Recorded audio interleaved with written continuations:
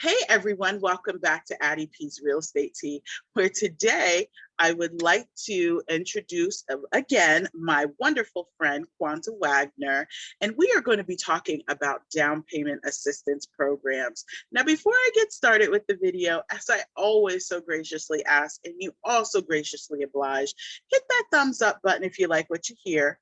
Also consider subscribing to the channel. Lots of great content coming. New year, new us, all right? Also, hit that bell notification when you subscribe so you can be notified of all this juicy tea that's coming up. And you already know, if you're watching your girl from Instagram, drop her a heart, drop Kwanza a heart, and show us both some love. All right. Well, Happy New Year to everyone. And Kwanza, Happy New Year to you as well. Thank you, Hen. This 2022 is going to be lit. So, Kwanza, start us off with some information about these down payment assistance programs, and please spill the tea on them because they sound great.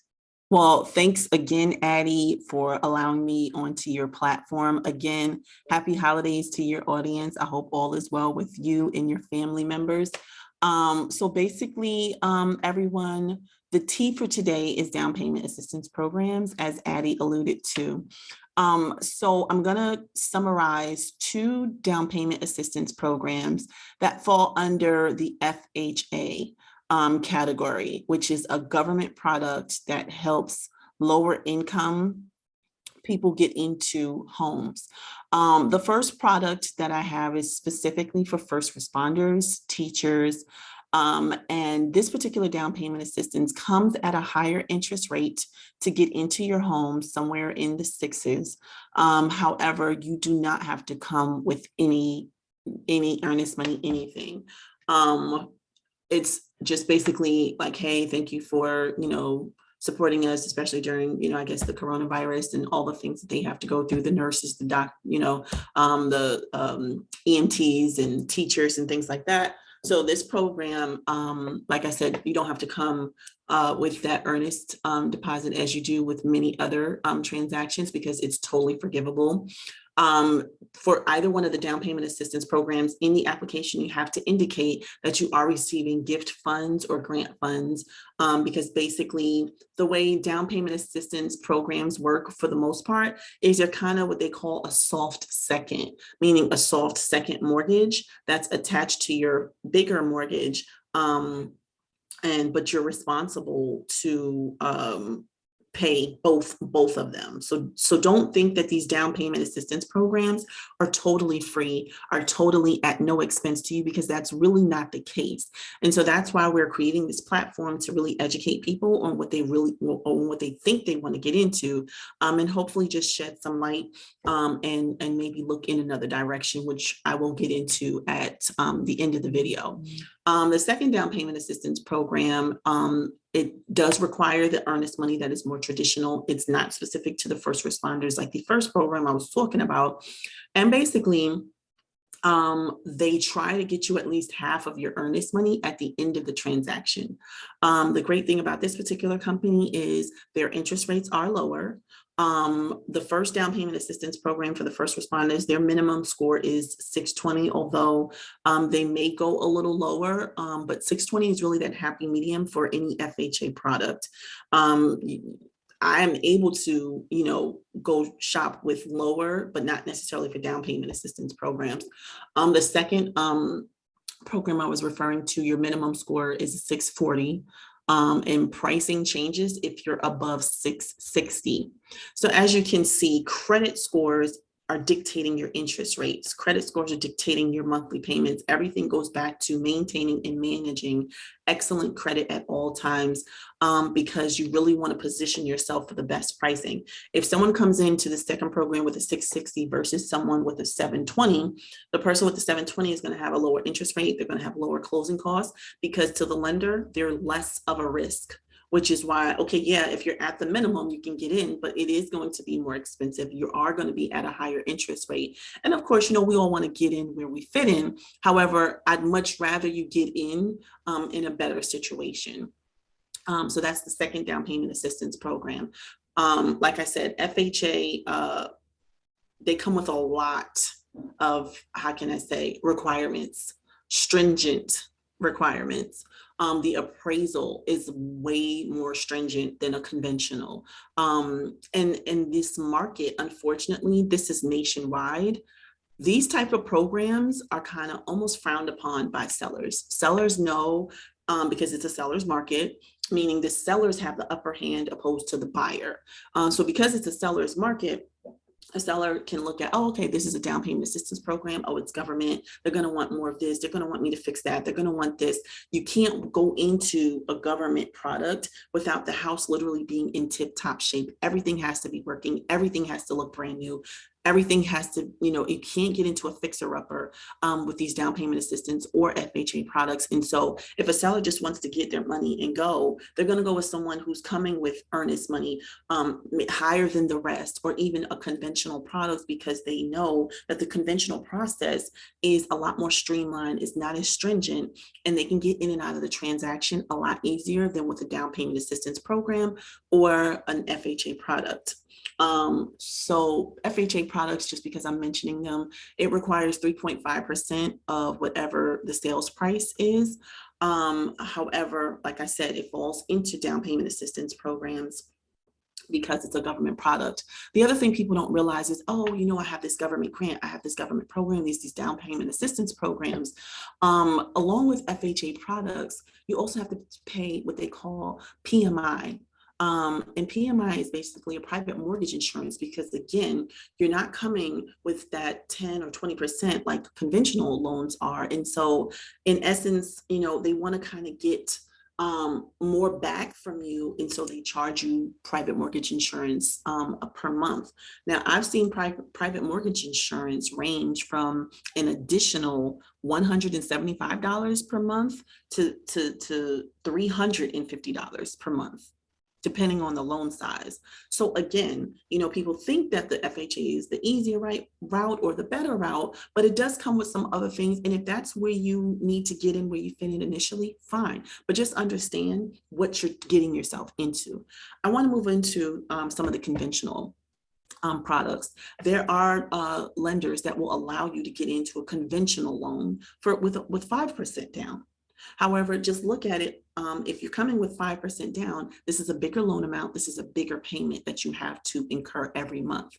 So the more money you can come to the table with a conventional product, the lower your monthly, what they call it, principal, interest, taxes, and insurance payment would be. And then with 5% on a conventional, now you're looking at mortgage insurance, which is the conventional version of PMI, because you didn't come to the table with more money. Okay, so it's really a numbers game. It's not that difficult. And these are the options. I have a lender who, if you're at a 640, again, people coming in at that 620 to 639, a lot of programs, a lot of opportunities are missed because credit is not where it needs to be. They will allow you to put 10% down and then not have a mortgage insurance clause. But again, we have to come in at 640. And let's also be clear about 640 or above, okay?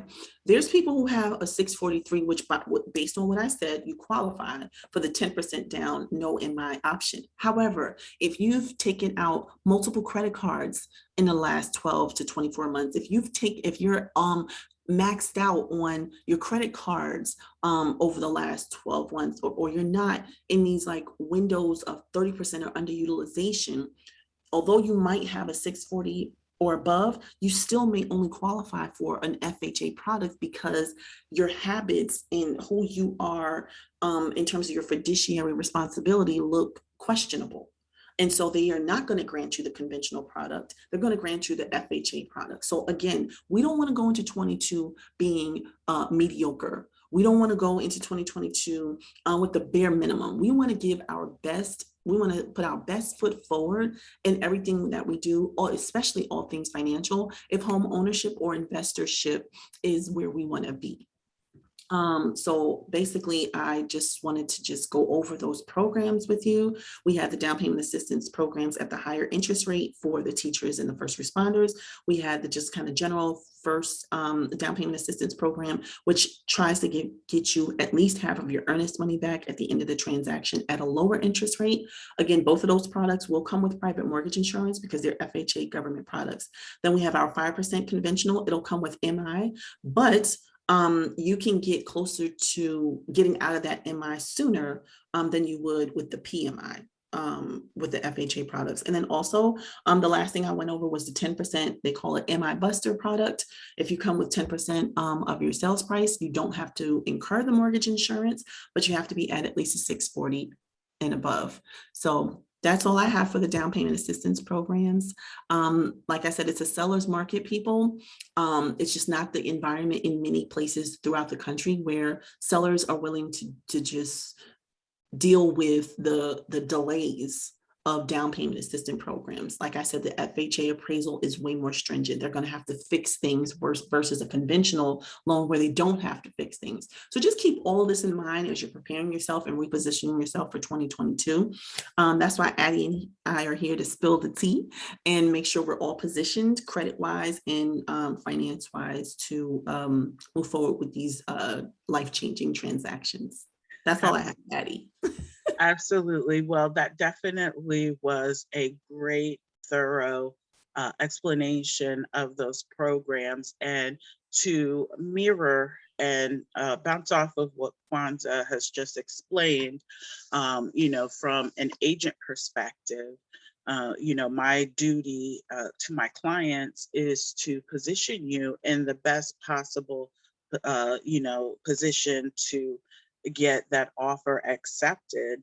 No one wants to be, running around putting in offer after offer after offer, because Right. you're going to get tired. You're going to get burnt out. You're going to be thinking to yourself, is this for me? And especially this market is not for the weak at all. Not for the You got to have some thick skin. No matter sometimes how many personal letters you write to that seller, you spill your guts.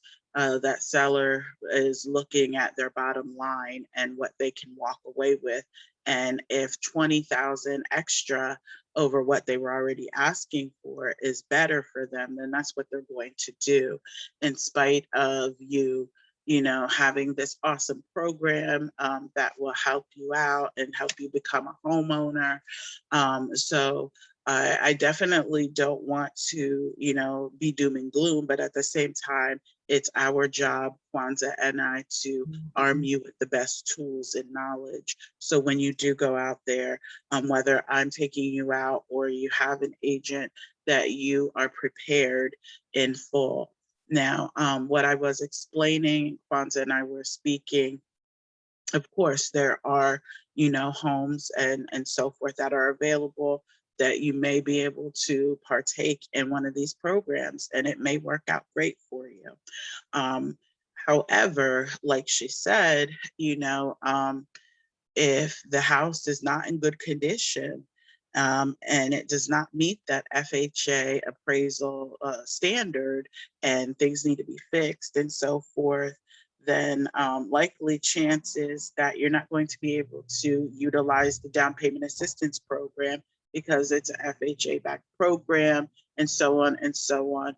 And the house condition would not qualify.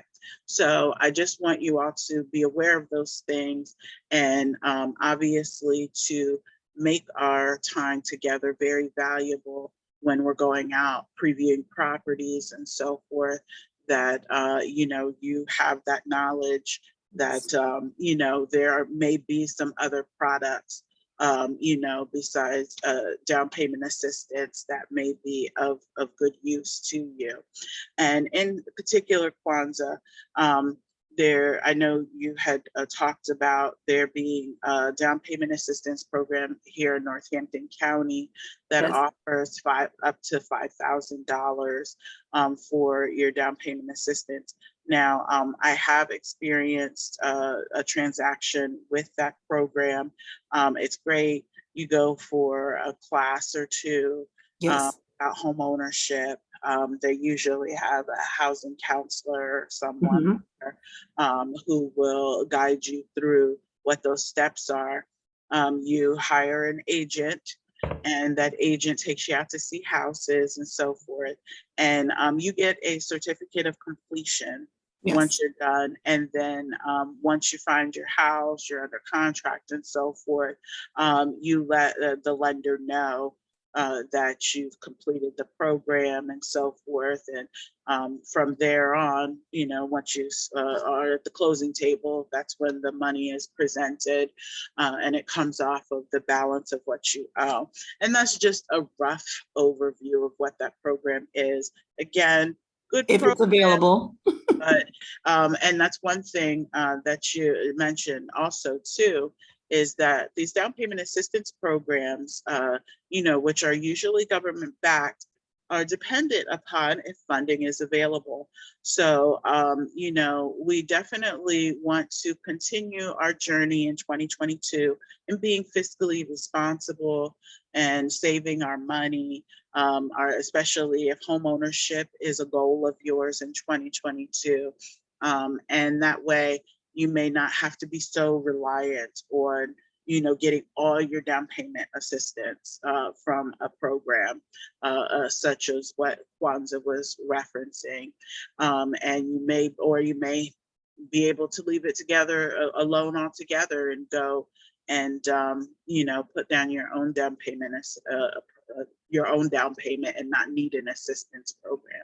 So again, individual needs vary, I'm sure, but we want to bring you this tea, bring you this knowledge, so that way you're well armed when you are on your path to home ownership.